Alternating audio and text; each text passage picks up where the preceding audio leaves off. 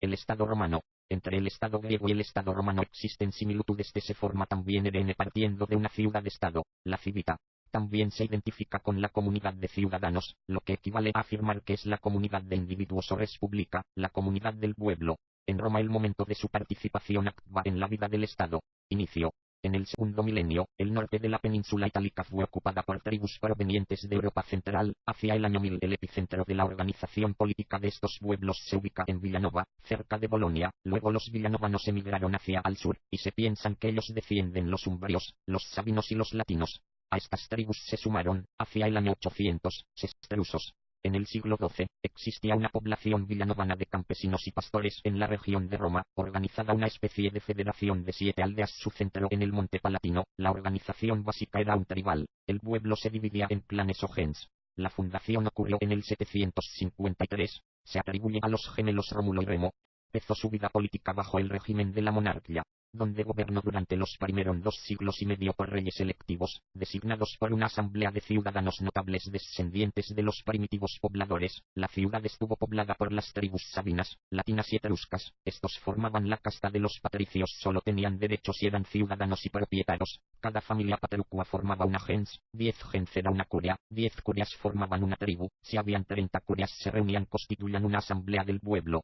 Los reyes Rómulo, Numa Pompilio, Tulio Hostilio y Marcio, que eran de origen latino y sabino, Tarquino de Antiguo, Servio Tulio y Tarquino Soberbia, que reinaron aproximadamente por un siglo, eran etruscos. Se les atribuye la inicial prosperidad material, primeras reformas políticas y sociales que provocaron la resistencia del patriarcado. Los poderes eran amplios, tenían limitaciones definidas, poder de por vida.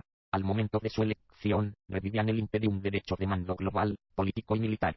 Poderes eran tanto religiosos, representaba al pueblo ante los dioses, era el jefe de los pontífices. Políticos, tenía particularmente el derecho a organización económica de la ciudad. Militar, el derecho a decidir la guerra o paz, el derecho a la vida y muerte sobre los ciudadanos. Esta democracia funcionó mientras era una pequeña aldea. Luego, con el aumento de la población, comenzó a delegar funciones en funcionarios extraídos del Senado. Organización militar y social. La familia era la base de la sociedad romana.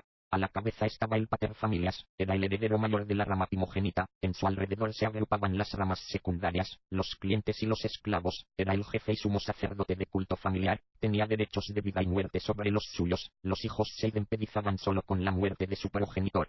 Con el aumento de la población en el periodo de la realeza se organizaron, estratificó en 4 clases los patricios, clientes, plebeyos y esclavos. La organización militar se constituía: cada una de las curias proporcionaba 100 infantes que formaban una centuria y 10 jinetes que formaban una decuria. Este conjunto formaban una legión, cuyo comandante supremo era el propio rey.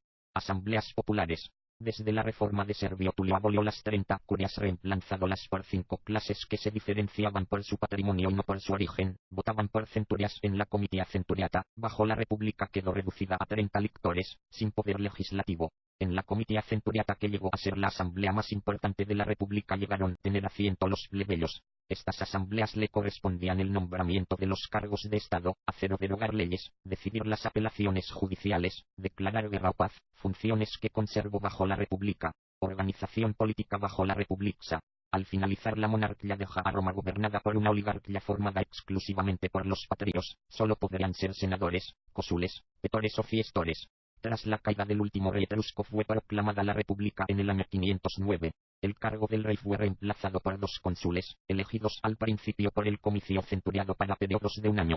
Eran los más altos dignatarios del Estado y ejercían su poder tanto en lo civil como en lo militar y dirigir los ejércitos en la guerra. El Senado y las asambleas populares se reunían por convocatoria y precedían las sesiones y ejecutar sus decisiones. Los plebeyos se hizo intolerable hasta que se llegó a un acuerdo por el cual tendrían sus propios funcionarios, elegidos por ellos mismos, también elegidos de a 2 y por término de un año. Eran jueces y supervisaban los juicios penales. Años posteriores se encargaban del tesoro público, efectuaban los pagos del Estado.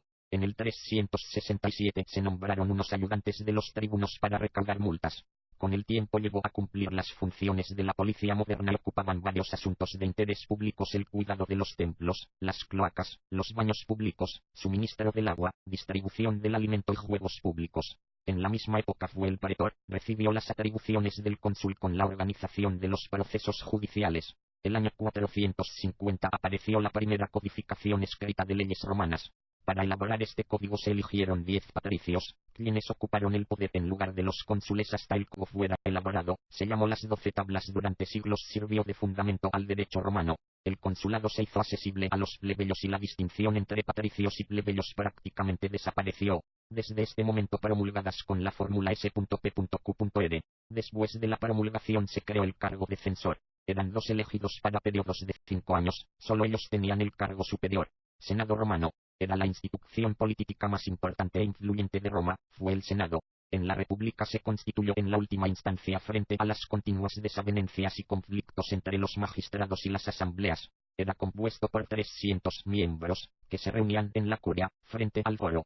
Para ser senador se requería haber hecho el cursus honorum, haber ocupado sucesivamente los más altos cargos del Estado: cuestor, edil, pretor, censor o cónsul. Las elecciones debía ser rectificada por el voto popular, mediante pública aclamación del nombre. Dignidad era vitalicia, salvo a expulsión.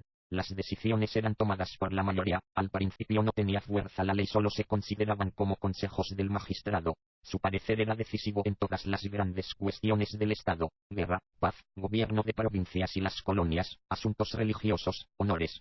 En casos extremos de peligro, podía nombrar un dictador pro tempore, para periodos de 6 meses o un año. Se le otorgaba poderes, excepto el de disponer de los fondos públicos. Las etapas de la República y el Imperio. La era republicana duró del año 509 al 27.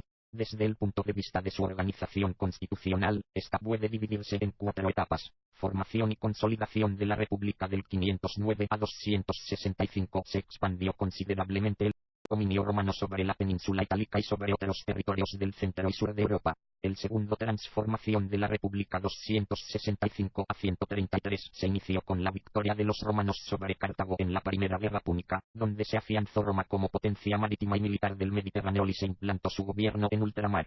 En la tercera revolución plebeya 133 a 47 fue de grandes convulsiones políticas y sociales y de inestabilidad institucional hasta desembocar en la dictadura de Mario y Sila. La cuarta, advenimiento del Imperio 42 a 27, fue la más corta. Se aceleró el proceso de transición hacia el régimen imperial. Sobresalió la actuación política y militar de Julio César, cuyo asesinato en el año 44 y las guerras civiles que siguieron, precisamente el fin de la era republicana. En el año 27 se instauró el imperio tras subir al poder Cayo Octavio y recibir el nombre de Augusto. La era se extendió, al menos en lo que a Occidente corresponde, por espacio de otros 5 siglos. Se dividió en 2 etapas: el Alto Imperio o Principado del 27 a 284 y el Bajo Imperio del 284 a 476, con la culminación del proceso de caída de Roma en manos los bárbaros, lo que marcó el fin del Imperio Romano Occidente.